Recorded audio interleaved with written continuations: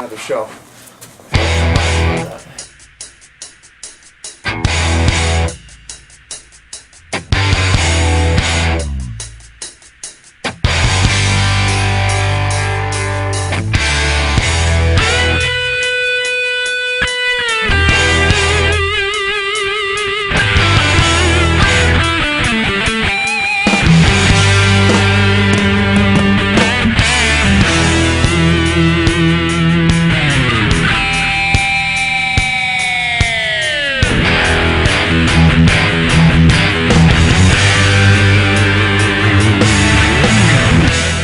Hey, what's up, peeps? My name is Lachlan Monroe. You're watching Vinny and Skip on the Best Damn Movie Show on YouTube.com.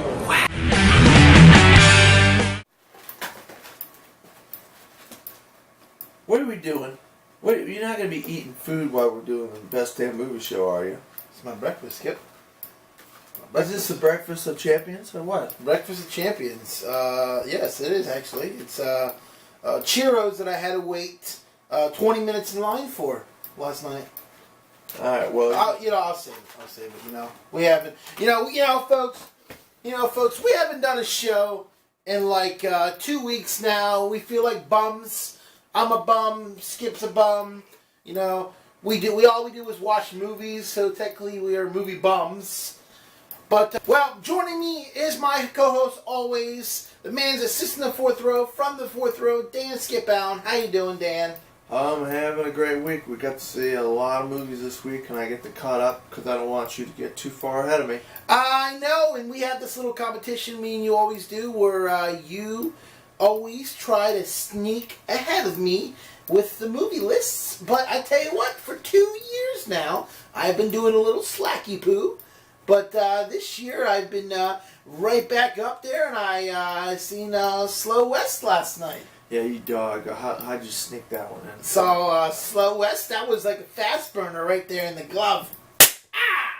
Yeah, you snuck that one by me last night. I didn't realize you were seeing that. Well, when Skip was doing one of these, we're going to do a show. I was watching the NBA Finals. Come on, Cleveland! And you fell asleep. Yeah, I lay down. Once I lay down, it was too late for me. I couldn't come back. That's not the only time, folks, he laid down. Wow. We went to, we did a double feature. We went a double feature this week. We went to go see Inside Out, which we'll talk about later in the thing, in the show. And then we went to go see Tomorrowland at 10 o'clock. And Skippy took a little nap on George Clooney. Well, I was up for most of it. He did a tomorrow sleep. And, oh, man. But, no, we got tons of reviews. We have to catch up from last week because we haven't done the show in 2 weeks now. Last week we saw, I saw because Skip couldn't get a ride down here. I saw San Adreas, and I saw Entourage. And then you this week saw Entourage. We also saw Inside Out. And we saw Wish Y'all Could Be California. Yeah, Love and Mercy. Wow, what a crazy ride of a movie that was. We saw Love and Mercy. We saw Tomorrowland, which we'll get to. Which we'll try to get to. I saw San Adreas. I saw I'll See You in My Dreams. I've seen Me and Earl and the Dying Girl. I've seen Poltergeist. I've seen Aloha. And then I saw last week. I ended the week off with Aloha, and then he saw Earl and Dying Girl, and I was over at Insidious Chapter 3, and let's see, we're missing one. We're missing. Inside Out. I mean. Inside Out. Okay. No, you know why I'm thinking we're missing one, because you were at a different screening than I was. Yep, that's right. Okay. Yeah, so we got a list of movies that we want to share with you. And this weekend coming out, we have Spy comes out, Love and Mercy comes out, and Insidious Chapter 3 comes out. So hopefully our reviews. I know the show is being. It's going to be up today, which is Friday, and which is the 4th. So all the movies come out today. So if you do not get to watch this by the time you go to the theater, maybe this will change your mind for Saturday and Sunday's little trip to the theater. Actually, I think it's the 5th. Is today the 5th? Yeah, Monday was the 1st, and Friday, so that, Tuesday is the 2nd. I don't Wednesday's know. the 3rd. This week's going by Thursday's the 5th. fast. Yeah, I think today's the 5th. Well, let's get into it. Let's talk about San Andreas with The Rock. Dwayne The Rock Johnson, that is. And Dwayne The Rock Johnson sells this movie with his muscles. That's all it is, folks. San Andreas is about these plates. Tectonic plates. Tectonic plates in San Andreas. And my opinion about the movie is it's no more than Channing Tatum selling Magic Mike XXL with his abs. Same thing as The Rock selling it with his muscles, like I said. But I just think it fits into the category of another disaster movie. Great special effects. You're never, you can never do this movie back in the 80s or the 90s because, with the technology today, you actually feel like you're going to be sucked down into the ground with them folks. But I have to say, I didn't feel this movie. I didn't feel like the movie sold the point. Well, I've been getting a lot of people telling me that it reminds them of 2012. And I think it's different than 2012. But it is because, hold on, I'm sorry. It is because San Andreas is one town. 2012 was the whole world. Yeah, well, it's Los Angeles and San Francisco, really. San Andreas it's all the whole fault line that goes up the middle of California, and you have to have a story where the main character is trying to save his daughter, and of course the daughter is like gorgeous Alexander Daddario, and she's drop dead gorgeous, and the whole movie is a rescue between The Rock and his wife trying to save his daughter, and it's Rock trying to punch an earthquake. That's what this whole movie is. He's trying to punch an earthquake, and he's trying to save it. Like, everybody else in the whole movie can die, as long as the Rock daughter, and he saves his daughter and his wife and the core group of characters are living. Then we have this whole side plot where Paul Giamatti's predicting these earthquakes and this and that, but that has nothing to do with The Rock trying to punch an earthquake the whole time.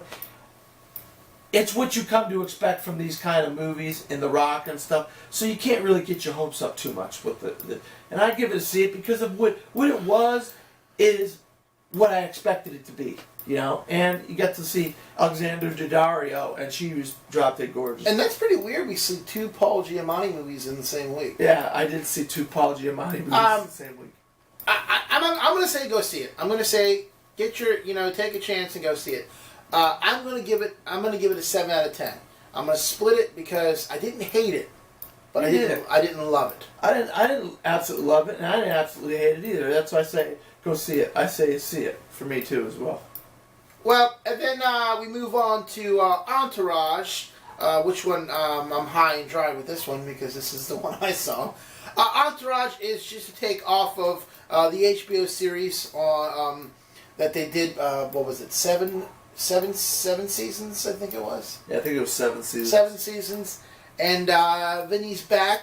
Vinny's he's the main actor, and it's kind of weird because they said that he was founded in a Mentos commercial. That's how. Yeah, I've seen the commercial. I've seen the trailer, and I've seen the Mentos commercial on the trailer. But the whole gang is back. I thought it was a fantastic movie. I thought it was funny. I have never seen Entourage until I saw this movie. I've always wanted to see the thing. I know the week before the movie came out, at Movie Stop, they had all the seasons for $9 each, which is pretty damn cheap. So I went, I one-upped them and went on Amazon Prime and bought the first season. So ever since I've watched Entourage, I've been watching the season now, and I'm almost done with season 1, which is fantastic. I know a lot of the things in Entourage that they do in this movie is way different than they did back in the show, because it's about a guy that's trying to, it's about a brother, and it's about two brothers. One brother's famous than the other, and they're movie stars, and there's a guy that's trying to, God, what's his name? What's the guy's name? He was in the main guy. Vincent Chase? No, not Vincent Chase. Jimmy. He was in that movie about the cars. He was this car salesman. And he's the banker in this one. He's Jeremy Piven. Jeremy, yeah. Okay, so Jeremy Piven plays. He kind of plays like the agent slash money handler, where he's backing everybody. He's backing them with the movie, and Vinny's trying to make this movie, and he's backing it up with Billy Bob Thornton as the main backup cowboy. He's kind of like a cowboy slash billionaire that's feeding money to Jeremy Piven for the movie. But I don't want to give too much away. I thought it was great. If you're a huge fan of Entourage, you'll love the movie. If you haven't seen Entourage, I feel like you don't have to see the season to see this, because once you see this and you see the characters, you want more. You're gonna go and watch and buy the seasons. Also, there's a cameo of Ronda Rousey, UFC Women's Champion, in there. Great. I'm gonna give this movie a 10 out of 10. I thought it was fantastic. Let's move into Aloha. Yeah, Aloha. It's the latest movie from Cameron Crowe. Wow, what an all-star cast. You got Bradley Cooper, Emma Stone, Rachel McAdams, Bill Murray, John Krasinski, Alec Baldwin. I mean, what a great cast in this movie.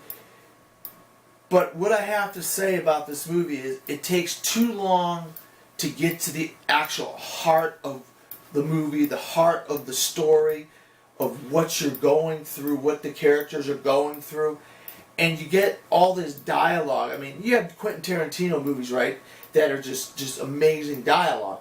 Well, I think Cameron Crowe tries to create all this crazy, odd, weird, eccentric dialogue, and it just falls flat on the table. Bradley Cooper and Emma Stone are going through all this dialogue, and then Rachel McAdams got a lot of dialogue as well, and you're like, oh my God, will you shut the hell up? I don't want to hear these characters talk. I don't want to listen to them open their freaking mouths anymore in this. I'm so sick of them talking. And then there's this whole John Krasinski. He's talking without talking, and then finally they use subtitles. And at the end, where him and Bradley Cooper talking. It's so dumb. Where were you? This could have been a good movie. The idea of behind the movie could have been good, but it really just takes a frickin' nosedive into the deep blue sea. And then you got Bill Murray. Come on now. Bill Murray hasn't been as good since the '90s. You got Bill Murray walking around with the full beard and gray hair. Arms. He's like some kind of an arms dealer. I'm not gonna say that Aloha was a bad movie. I'm going to say that it could have been better. They could have shortened the dialogue. Like you said, Bradley Cooper and Emma Stone wouldn't shut the fuck up. And I fell asleep. I actually fell asleep. I was sitting there, and Cassandra was numbing me, and she was going, "Are you sleeping again?" And I'm like, "I'm sorry. There's so much dialogue. I don't like a lot of talking. If me and you were talking in a conversation for 20, 30 minutes, I'd probably fall asleep." And Emma Stone was so friggin' annoying. Ugh. Well, I gave this movie. I gave it a 7 out of 10. I gave it a skip it. I couldn't get past the absolutely ridiculous dialogue in this movie, and it just drove me insane. Well, when we come back on the Best Movie Show, we're going to get into this week's reviews. That was last week, so we're going to talk about Inside Out. We're going to talk about Love and Mercy. We're going to talk about Earl and the Dying Girl, and we're going to talk about Insidious Chapter 3, and maybe throw in there Slow West. We'll see. Michael Fassbender's new film. So stick around. You're watching the Best Movie Show right here on YouTube.com.